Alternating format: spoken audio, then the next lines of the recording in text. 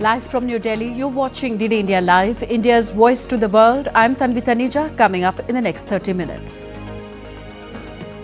In a new political twist in South Korea, opposition moves to impeach acting President Han Duck-soo. Ruling People's Power Party says cannot accept it. Syria's new military command launches security operation around Tartous after 14 police personnel killed in an ambush by ousted Assad loyalists. On 20th anniversary of the Indian Ocean Tsunami, India's Dr. Jitendra Singh says that India is now a global leader helping nations around the world in disaster management.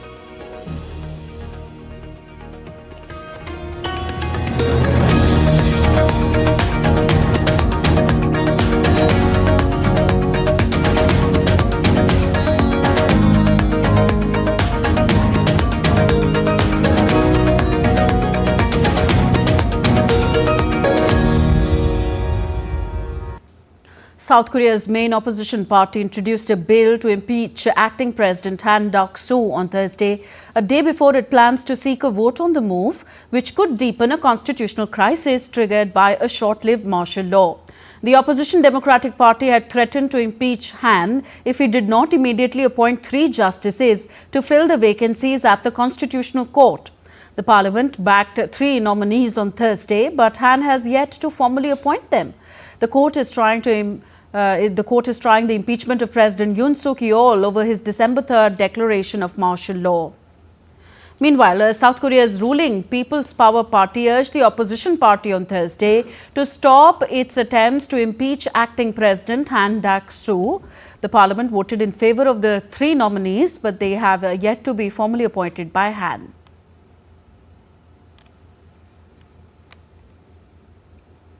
South Korea's political landscape faces significant uncertainty as the Constitutional Court prepares to hear the impeachment case of President Yoon Suk-yeol.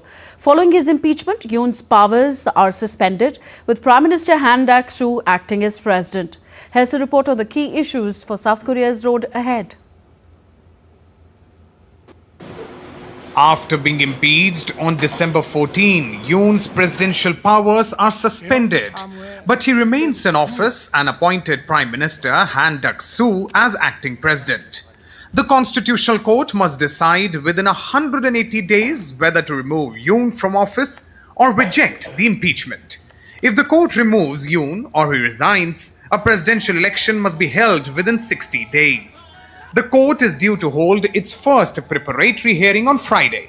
Ex-Defense Minister Kim Yong-hyun was the first of a series of officials to be arrested and is likely to be the first to face indictment on accusation of being a central figure in President Yoon Suk-yeol's surprise martial law declaration. Under South Korea's constitution, 6 justices must agree in order to oust an impeached president.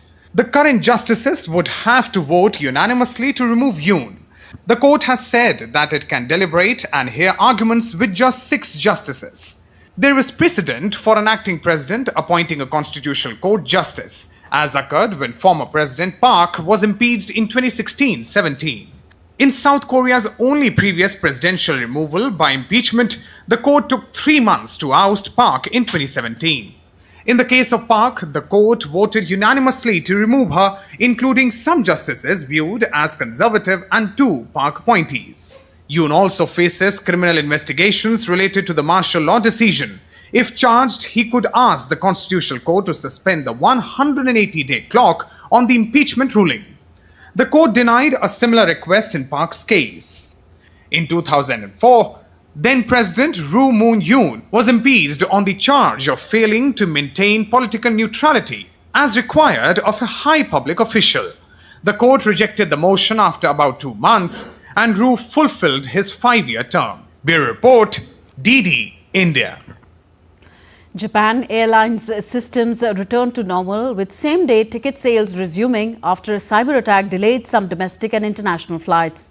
The attack began at 22:24 GMT and has affected the company's internal and external systems, post which the company shut down a router that was causing system malfunctions and had also suspended ticket sales for flights departing on Thursday. No customer information was leaked. However, the company said that it suffered no damage from computer viruses. All Nippon Airways or ANA, Japan's other major air carrier, saw no signs of an attack on its systems. Japan Airlines is just the latest Japanese firm to be hit by a cyber attack. The country's space agency, JAXA, was targeted in 2023, although no sensitive information about rockets or satellites was accessed.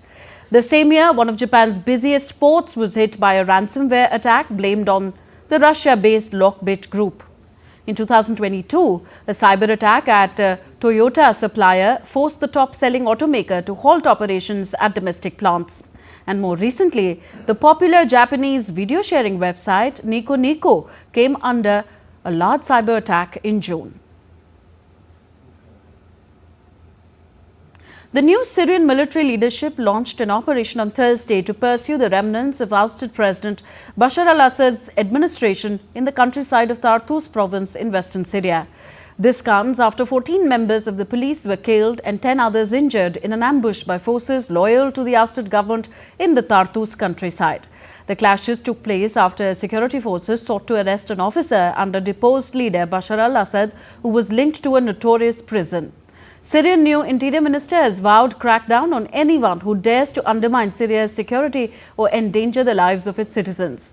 The ambush comes as demonstrations and an overnight curfew elsewhere mark the most widespread unrest since Bashar al-Assad's removal more than 2 weeks ago. An Iraqi delegation met with Syria's new rulers in Damascus, marking the latest diplomatic outreach since the fall of Bashar al-Assad's regime over 2 weeks ago. Led by Iraqi intelligence chief Hamid al-Shatre, the delegation discussed regional developments, security and stability needs along the shared border.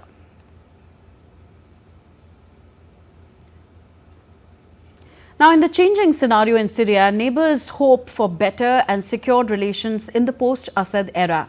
An Iraqi delegation, including the head of intelligence, met on Thursday with the new Syrian administration. The two sides discussed developments in Syria and the needs for security and stability along their shared borders. While Lebanon, in its first official message to the new administration in Damascus, said that it was looking forward to having the best neighborly relations with Syria. Lebanese Foreign Minister Abdullah Habib passed the message to his Syrian counterpart Asad Hassan al-Shibani in a phone call. Meanwhile, Israeli military vehicles made incursions on Wednesday into the area of separation between the Israeli-occupied Golan Heights and Syria. Vehicles were seen driving in and out of the fence that separates the UN-patrolled demilitarized zone created after the 1973 Arab-Israeli War, an activity that has continued since the fall of the Bashar al-Assad regime. The United Nations Security Council last week extended a long-running peacekeeping mission in the Golan Heights for 6 months and expressed concern that military activities in the area could escalate tensions. In another update, Israel and Hamas are trading blame over their failure to conclude a ceasefire agreement despite progress reported by both sides in the past days. Hamas said that Israel had laid down further conditions, while Israeli Prime Minister Benjamin Netanyahu accused the group of going back on understandings already reached. Meanwhile, Israeli Defense Minister Israel Katz has said that Israel will retain security control of Gaza, including by means of buffer zones and controlling posts. Katz added that Israel will ensure that there are security spaces, buffer zones and command posts in Gaza that will ensure the security of the communities. It is clear what we saw in the area of the penetrating tunnels, what we saw in the area of threats, while we saw the heroic war that eliminated these capabilities. How will we make sure it will not happen again? How will we ensure that security control will be in the hands of the IDF, which will be allowed to act everywhere to prevent threats? We will ensure here in Gaza, as with Lebanon, as with Syria, and in the East, that no more threats will be created against Israeli communities, citizens of the State of Israel and IDF soldiers. A prison riot in Mozambique's capital Maputo left 33 people dead and 15 injured as civil unrest linked to October's disputed election continues. A day after violent protests and looting spread across Mozambique's capital, smoke billowed from destroyed buildings and charred and broken objects in shops and municipal buildings remained as residents gathered in the streets. A decision by Mozambique's top court on Monday confirmed long-ruling party Frelimo's victory in the election, sparked fresh nationwide protests by opposition groups and their supporters who say that the vote was rigged.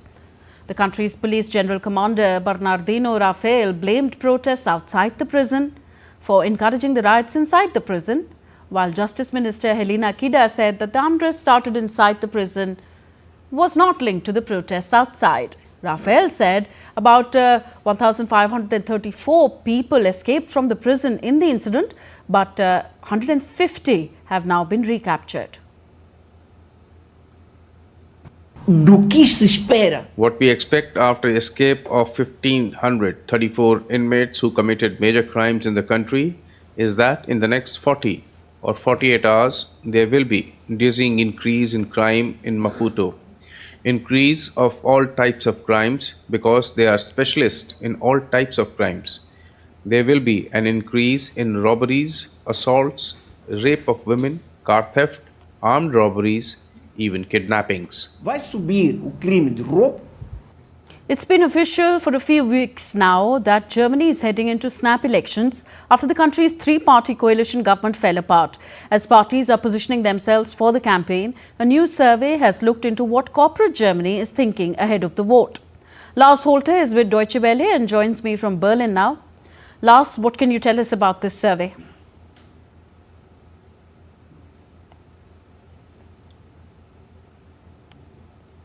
Thanks for having me. Well, there's a few interesting aspects here for sure. Germany, as we've been reporting for a while, has had a few rough years. The country used to be the engine of the European economy and one of the driving forces for business in the EU, but it's fallen. It's become the sick man of Europe. 2 years of dipping in and out of recession. Some of Germany's most important industries and many of the country's best known companies are in crisis. So the economy is obviously playing a major role as we're heading into this election, which is scheduled for the end of February, by the way.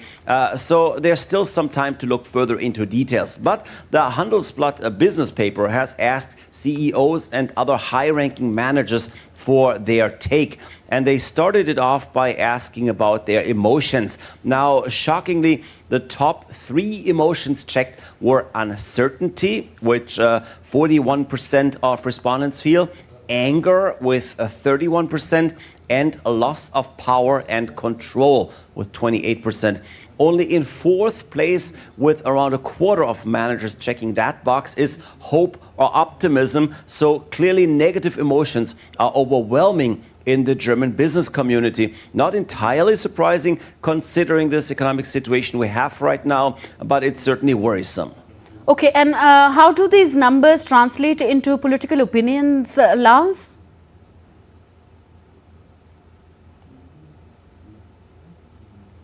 That's a good question because there are some pretty strong links. Now, among those that are feeling hopeful, again, that's not too many, but those who are hopeful tend to support the Green Party. Those who feel anger are siding with the Alternative for Germany party, the AfD. Now, that's a far-right extremist party, and that's not really surprising either because growing anger in the general population over a weak economy, low wages, but also migration and such topics have brought upon the AfD in the first place. What I find extremely surprising, the fact that 20% of managers in that survey want the AfD to head the next government, and 18% actually say that they trust the AfD most when it comes to handling the economy. That is surprising because the AfD has not really shown much of an economic concept. In fact, some of their most populist ideas are downright dangerous to the economy. That includes the mass deportation of migrants. Many of them are needed as workers in the German labor market. And in fact, we're looking for more migrants to come here, especially skilled laborers, to strengthen some sectors of the economy that urgently need help. And having a strong right-wing extremist party most certainly wouldn't help with that. Okay, and what does this study say about Germany's political leaders?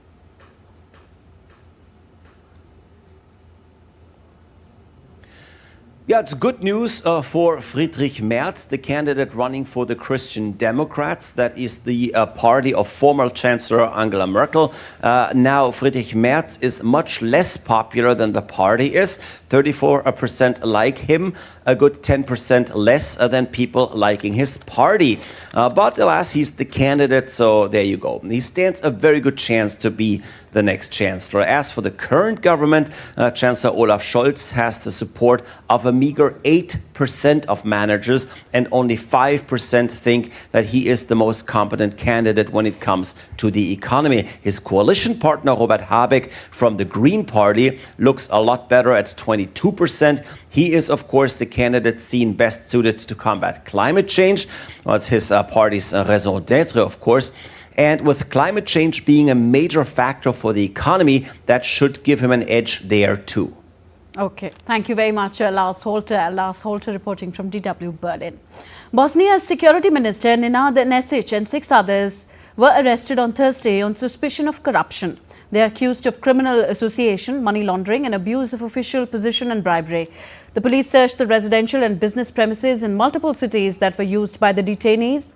Nesic has served as the security minister since January 2023 and currently is also the president of the Democratic People's Alliance Party.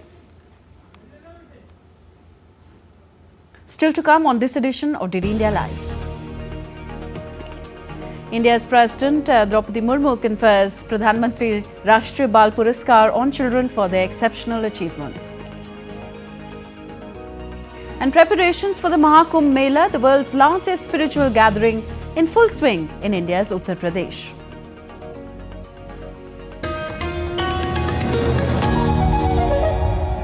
December 26, 2004, a devastating earthquake off the coast of Indonesia triggered a tsunami that swept across the Indian Ocean.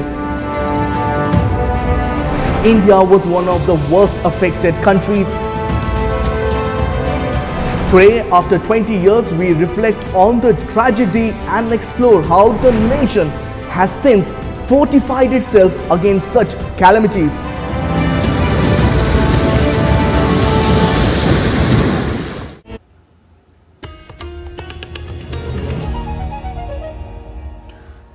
You're watching DD India Live. I am Tanvi Taneja. It's been 2 decades since the 2004 tsunami struck on this day when the world awoke to one of the deadliest natural disasters in modern history. An undersea earthquake in the Indian Ocean triggered gigantic waves of up to 30 meters in height, claiming over 300,000 lives, causing unimaginable destruction across the Indian Ocean. Within 2 hours of the quake, killer waves reached India, Sri Lanka, Indonesia and Thailand. An hour later, Maldives, and 7 hours later hit Mauritius and the east coast of Africa. Effects were even felt in North America and Antarctica as well. India was amongst the hardest hit regions, particularly the Andaman and Nicobar Islands. The tsunami also caused considerable destructions along the coastline of Tamil Nadu, Puducherry, Kerala and Andhra Pradesh, the South Indian states. Tearful mourners gathered on Thursday to remember the 20th anniversary of the Indian Ocean Tsunami, one of the world's worst natural disasters, which claimed over 220,000 lives across Asia. In Indonesia, which was hardest hit by the tsunami, residents of the Aceh province held vigil prayers commemorating the loss of lives of more than 100,000 people. The family members of the deceased gathered at a mass grave in Banda Aceh, scattering flower petals on the gravestones.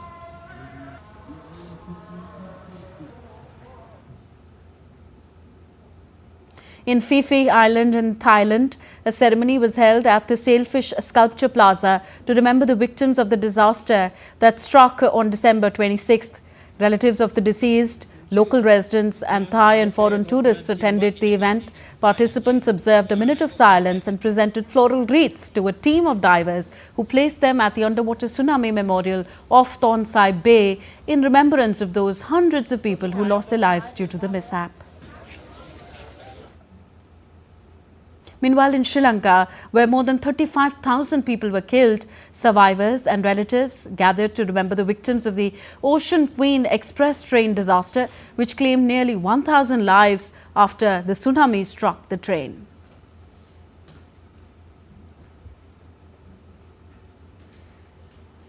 The fishermen community in Chennai took out a peace procession and offered prayers to the sea gods. This village was devastated by the tsunami in 2004 with high tidal waves reaching 1.5 kilometers on one side of the habitation.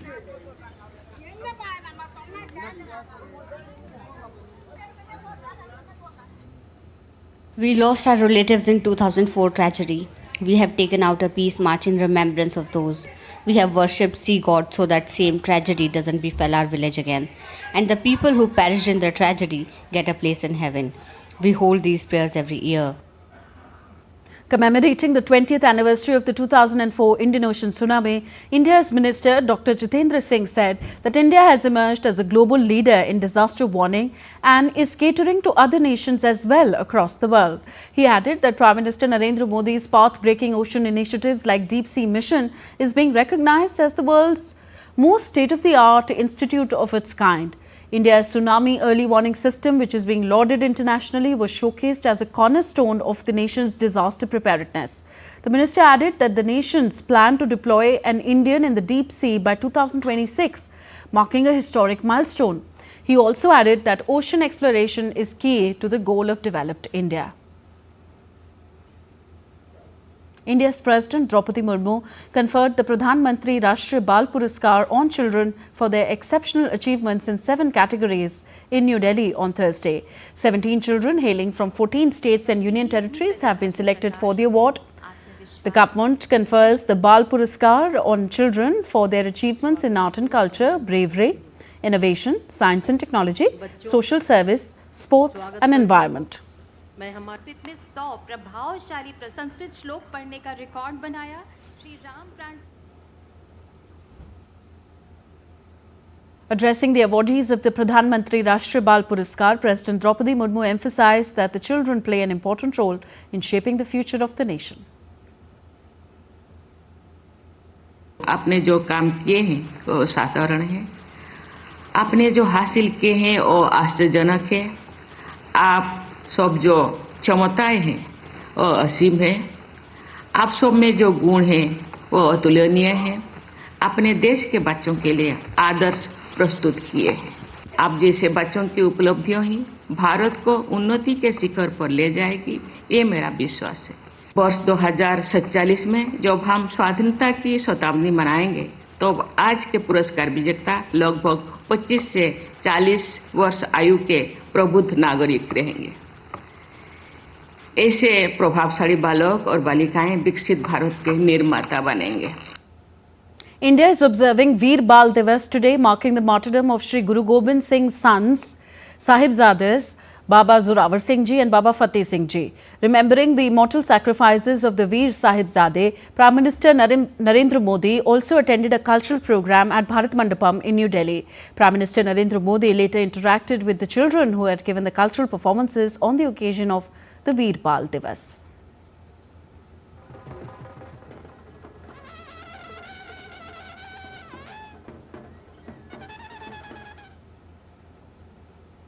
Prime Minister Modi appreciated the efforts put by the children to bring out such an organized and impressive performance.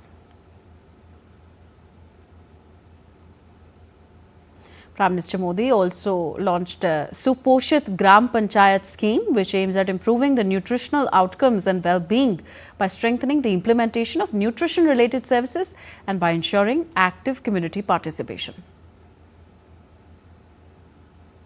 साथियों, समय हर देश के युवा को अपने देश का भाग्य बदलने का मौका देता है. एक ऐसा कालखंड जब देश के युवा अपने साहस से, अपने सामर्थ्य से देश का कायाकल्प कर सकते हैं. देश ने आजादी की लड़ाई के समय देखा है, भारत के युवाओं ने तब विदेशी सत्ता का घमंड तोड़ दिया था.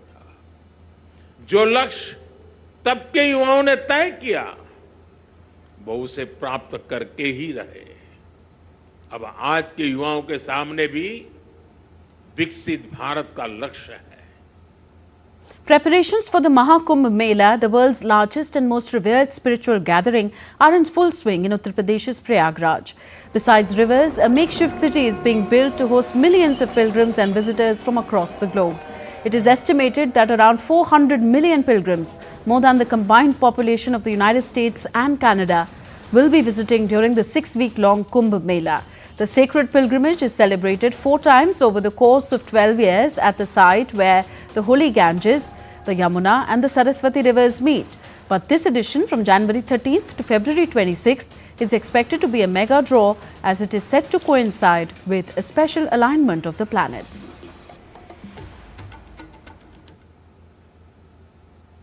Australia's top 4 batters slammed half-centuries to put the hosts India in the commanding position on day 1 of the 4th test against India on Thursday.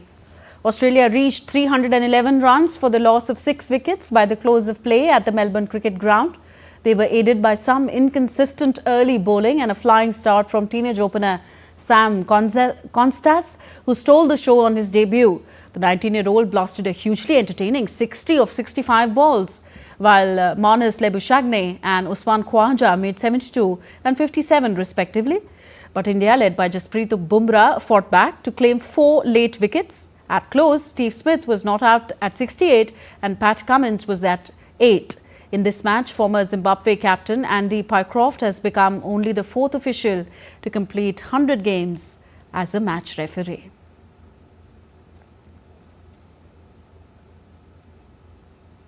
So that's it in this bulletin. But before we go, India's public broadcaster Prasar Bharati has recently launched Waves, entering the field of OTT platform. Waves provides a complete infotainment ecosystem to digital media and OTT audiences. If you want great content for free, you can download Waves today. That's all for this edition of DD India Live. Do let us know your thoughts on the news of the day. We'll be back with more news as it breaks here on DD India. I'm Tanvi Taneja. From all of us here in New Delhi, thank you for watching. Namaskar.